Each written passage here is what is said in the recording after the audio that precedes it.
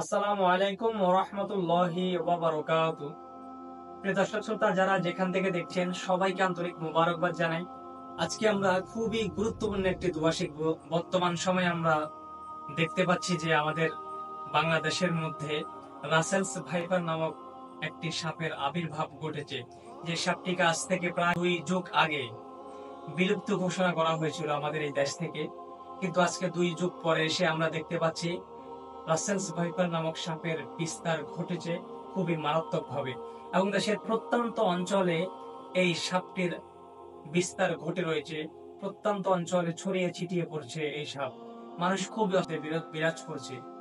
প্রিয় দর্শক শ্রোতা, রসুল করিম সাল্লাল্লাহু আলাইহি ওয়াসাল্লাম আমাদেরকে একটি দোয়া শিখিয়ে দিয়েছেন।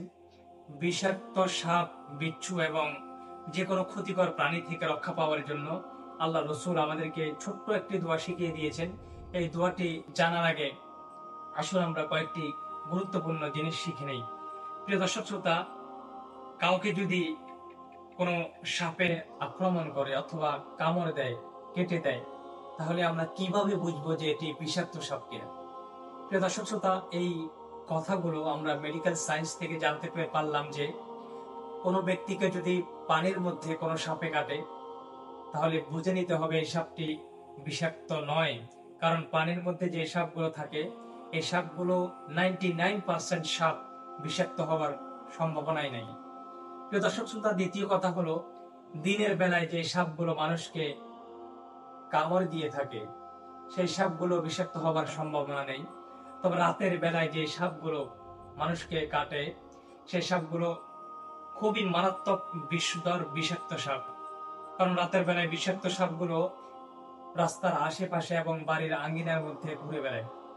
প্রিয় দর্শক শ্রোতা, কাউকে যদি সাপে কেটে দেয়, তাহলে আমরা কিভাবে বুঝবো এটি বিষাক্ত সাপ কিনা? এটির আরো একটু সহজভাবে যদি আমরা বলি, তাহলে আমরা দেখতে পাই, যদি কাউকে সাপে দিনে হোক অথবা রাতে হোক, পানিতে হোক অথবা পানির উপরে হোক, যে স্থানেই কাটুক না কেন, যদি আমরা দেখতে পাই যে সাপে কাটা স্থানের মধ্যে দুটো দাগ অথবা দুটো দুটো দাঁত বসে রয়েছে, তাহলে আমাদেরকে বুঝতে হবে যে এটি বিষধর সাপ, বিষাক্ত সাপ। প্রিয় দর্শক শ্রোতা, বিষাক্ত সাপ হোক অথবা বিষাক্ত নয় এমন সাপই হোক, যখন আমাদের কাউকে সাপে কাটবে, তখন আমরা কি করব, কি করণীয়, এ সম্পর্কেও আমরা মেডিকেল সায়েন্স থেকে জানতে পারলাম যে কাউকে যদি সাপে কামড় দিয়ে থাকে, তৎক্ষণাৎ আতঙ্কিত না হয়ে খুবই ঠান্ডা মাথায় যে স্থানে কামড় দিয়েছে সেই স্থানের উপরিভাগে আমাদেরকে বেঁধে ফেলতে হবে। তবে বাঁধার সময় আমরা যে ভুলটি করে থাকি সেটি হলো, আমরা খুবই টাইট করে আমরা বেঁধে ফেলি। প্রিয় দর্শক শ্রোতা, খুবই টাইট করে বাঁধলে এটি মারাত্মক ক্ষতির পর্যায়ে যাওয়ার সম্ভাবনা থাকে। সেই জন্য মেডিকেল সায়েন্স বলতে লাগলো যে আমরা মাঝামাঝি ভাবে আমরা বাঁধবো, খুবই টাইটও নয় এবং কি লুজও নয়, এমন ভাবে আমরা আলতো করে বাঁধতে দিব। এই বাঁধার পরে আমরা খুবই তাড়াতাড়ি সাপুরে অথবা ওঝার কাছে না গিয়ে আমরা মেডিকেল যাওয়ার চেষ্টা করব। প্রিয় দর্শক শ্রোতা, রসুল করিম সাল্লাল্লাহু আলাইহি ওয়াসাল্লাম আমাদেরকে বিষাক্ত সাপ, অর্থাৎ বর্তমান রাসেলস ভাইপার নামক যে সাপ রয়েছে, এই সাপ সহ আরো বিভিন্ন বিষাক্ত সাপ, বিচ্ছু এবং ক্ষতিকর যে সমস্ত প্রাণী রয়েছে, এই সমস্ত প্রাণী থেকে রক্ষা পাওয়ার জন্য ছোট্ট একটি দোয়া আমাদেরকে শিখিয়ে গিয়েছেন। তার আগে যারা আমাদের ইউটিউব চ্যানেলটি সাবস্ক্রাইব করেনি, আমাদের চ্যানেলটি সাবস্ক্রাইব করে দিবেন এবং আমাদের ফেসবুক পেজটি ফলো করে লাইক, কমেন্ট এবং শেয়ার করে সবাই পাশে থাকবেন। প্রিয় দর্শক শ্রোতা, তিরমিজি শরীফের হাদিস 3604 নম্বর হাদিসের মধ্যে রাসূল করিম সাল্লাল্লাহু আলাইহি ওয়াসাল্লাম আমাদেরকে এই দোয়াটুকু শিখিয়ে দিয়েছেন। আমি স্ক্রিনে দিয়ে দিচ্ছি, আপনারা লক্ষ্য করবেন। এই দোয়াটি হলো, আউযু বিকালিমাতিল্লাহিত তাম্মাতি মিন শাররি মা খলাক।